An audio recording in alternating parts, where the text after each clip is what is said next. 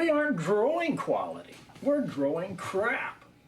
Poorest quality crap the world's ever seen. We're growing it today.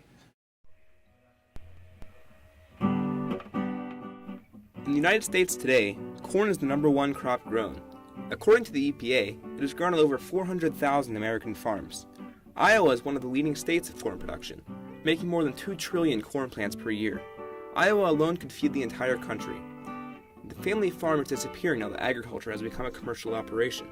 Farming subsidies from the government have caused corn to become the most funded crop in the United States. Why do we want so much corn? The use of corn has evolved immensely over the last few generations.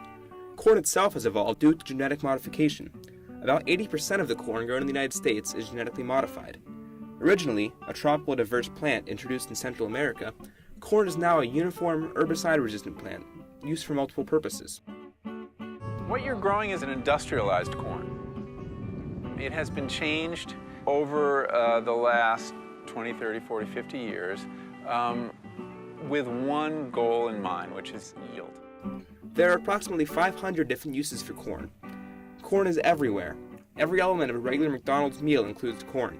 The burger is made out of corn-fed beef, the French fries were fried in corn oil, and the Coca-Cola contains high fructose corn syrup. Corn was not always such a staple in American daily lives. 100 years ago, farmers bagged about 40 bushels per acre. Today, it is uncommon if farmers are producing less than 180 bushels per acre.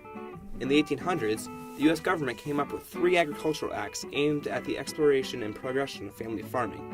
During World War I, the U.S. was a large supplier of food, supplies, and weapons to Allied nations fighting in Europe. Due to the Treaty of Versailles, Europe could no longer afford American goods, therefore closing off some major U.S. export markets. This sharp drop in Europe's demand for American crops led to a recession where farmers had large debts and a surplus of crops. During the Great Depression, the U.S. government had to reevaluate its agricultural policy.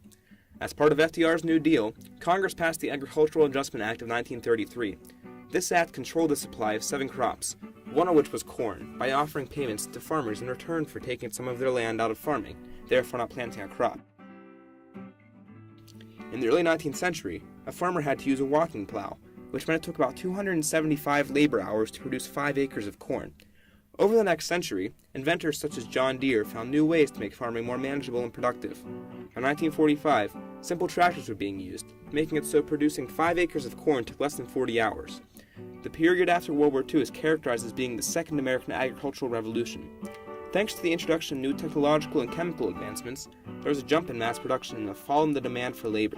In the 1970s, Secretary of Agriculture Earl Butz began to promote large farming operations.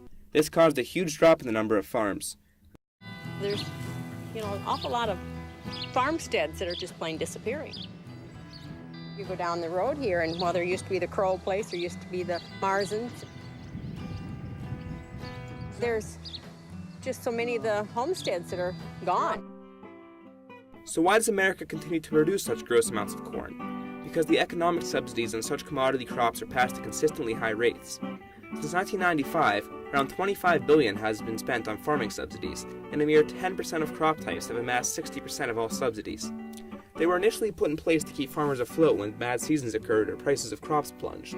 But since their implementation, American farmers have become increasingly dependent upon the subsidies as a means of production funding every season.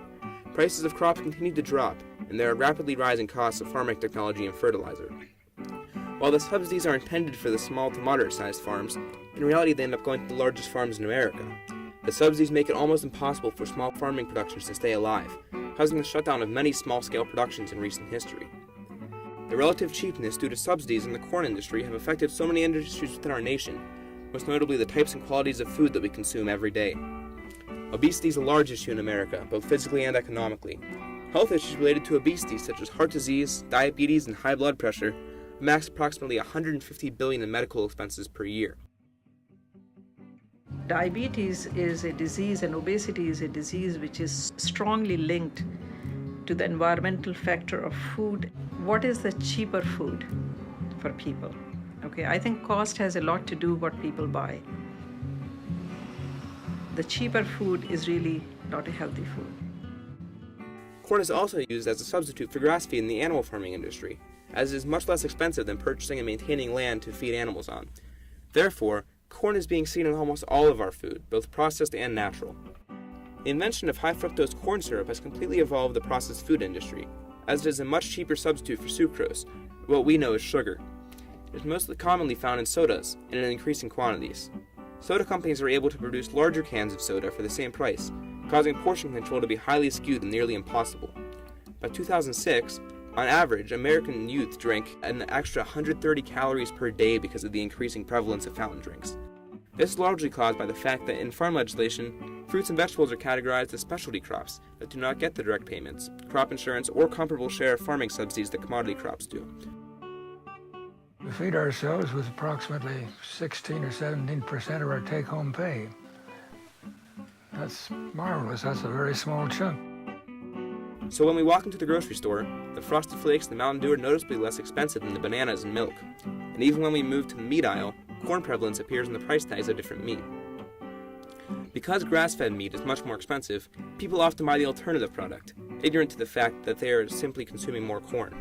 Research that fed test rats either all corn or a grass blend found that the rats that consumed all corn rapidly gained fat, and that the fat was more difficult to burn than that which is normally produced by animals.